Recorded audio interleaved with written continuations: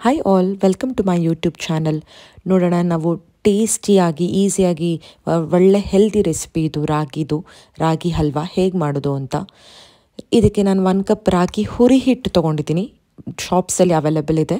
ಅದಕ್ಕೆ 3/4 ಕಪ್ಪಷ್ಟು ಹಾಲು, ಅರ್ಧ ಕಪ್ಗಿನ ಸ್ವಲ್ಪ ಕಮ್ಮಿ ಬೆಲ್ಲ, ಸ್ವಲ್ಪ 1-2 ಟೇಬಲ್ ಸ್ಪೂನಷ್ಟು ತುಪ್ಪ, ಮತ್ತು ಇದು ಡ್ರೈ ಫ್ರೂಟ್ಸ್ ಸಣ್ಣದಾಗೆ ಕಟ್ ಮಾಡ್ಕೊಂಡಿದ್ದೀನಿ. ಬಾದಾಮಿ, ಪಿಸ್ತಾ ಮತ್ತು ಗೋಡಂಬಿ ಇದೆ. ನೋಡೋಣ ಹೇಗೆ ಮಾಡೋದು ಅಂತ. ಒಂದು ಹಾಲು ಏನು ತೊಗೊಂಡಿರ್ತೀರಲ್ಲ 3/4 ಕಪ್ಪಷ್ಟು, ಅದು ಪ್ಯಾನಿಗೆ ಹಾಕ್ಕೊಳ್ಳಿ.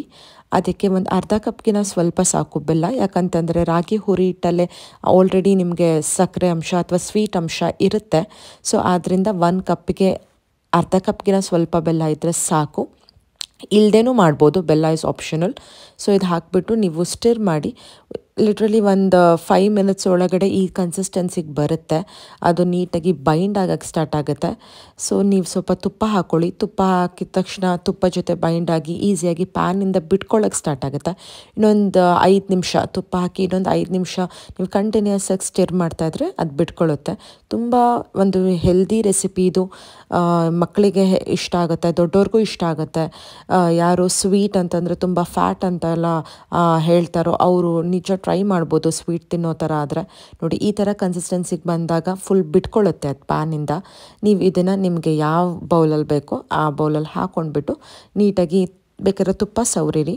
ಇದು ಈಸಿಯಾಗಿ ಬಿಟ್ಕೊಳ್ಳುತ್ತೆ. ಎಷ್ಟು ಗಟ್ಟಿಯಾಗಿ ಆಗುತ್ತೋ ಅಷ್ಟು ಈಸಿಯಾಗಿ ಇದು ಬಿಟ್ಕೊಳ್ಳುತ್ತೆ.